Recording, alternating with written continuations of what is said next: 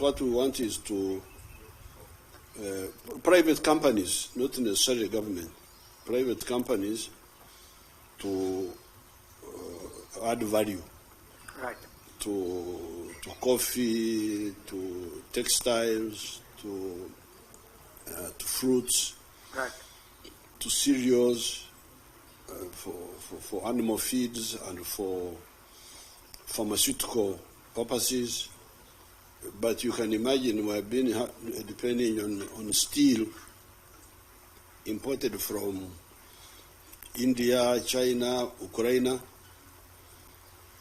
which makes it expensive. We have got a number of steel mills which recycle scrap. Mm-hmm.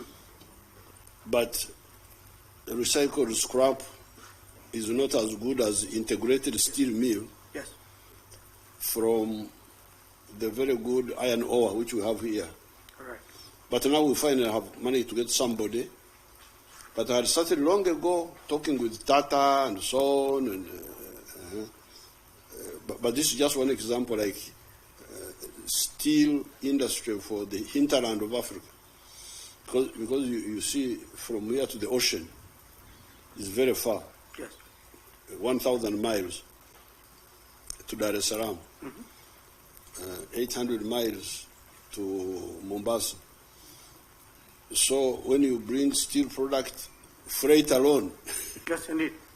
From far away, freight alone is more important than even the value of. Mm-hmm. So in order to assist the construction industry, the automobile industry, which we are developing here, like in this case, we have always wanted integrated steel industry in the hinterland of Africa. But now I think we have about solved it. But now there are other copper, lithium, because we are now making electric vehicles here.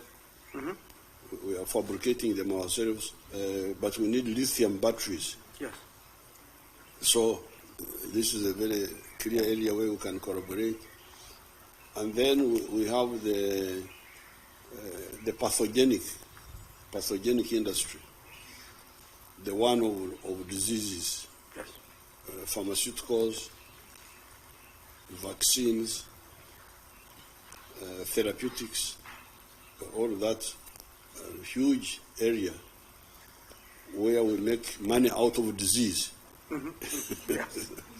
So if there are diseases, then we could make money out of them. Mm-hmm. Other people have been doing it for a long time. Yes. So this is the whole huge area of the private companies. These are the ones I encourage most. Now, for the infrastructure, mm-hmm. we have worked out we are going to build a standard gauge railway to link with Tanzania and with Kenya, mm-hmm. and also with South Sudan and with Congo. That's one big project. And then the hydro, the energy projects. We have got a number of sites on the River Nile for the hydro, but we also have the solar and the nuclear. So we are calculating that we may need about 24,000 megawatts from nuclear and then from other sources. We have formed this African Continental Trade Area, CFTA. We have been working on this from the anti-colonial days. And when we came into power, we started working on it with others, with our brothers. We have succeeded with the East African community. So when you invest in Uganda, or any one of them, then you have the whole market of Uganda, the market of East Africa, the market of the whole of Africa. We have now overtaken India in population, because although Africa is 12 times bigger than India. Until recently, India has been having a bigger population than Africa. But now we have overtaken you, and in the next 30 years, these children here will be 2.5 billion. I think I may still be around. I will be part of the 2.5 billion. We have been able to collaborate in creating a campus of the Forensic Sciences University. And this is Mr. Modi's personal brainchild in India. Yes. He started it himself when he was a regional head of the state. So it's something which will certainly resonate very strongly with him personally and with India. But we are also interested in expanding our cooperation, seeing other areas where we can be of mutual help.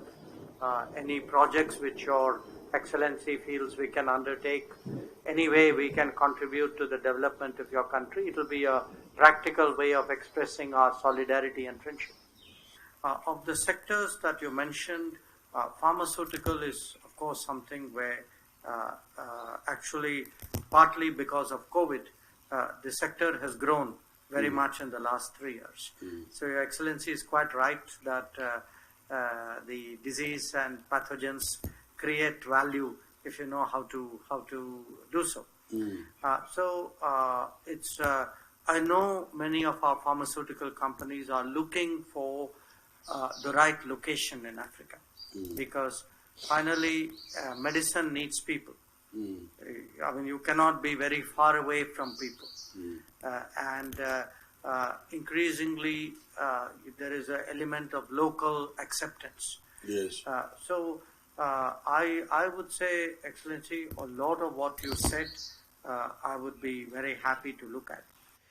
We have a military training team here, which have been with your with your academy, and we have made some offers in respect of the Air Force for the Sukhois, and also for electronic upgrades. But we are becoming now quite a significant exporter of military equipment, especially, Excellency, you would find in many areas we'd be very cost competitive. Our equipment is very used for tough conditions because we operate in very tough conditions. So they are not even the vehicles, the guns. These are meant really for the kind of terrain, ruggedized terrain, which many of us face.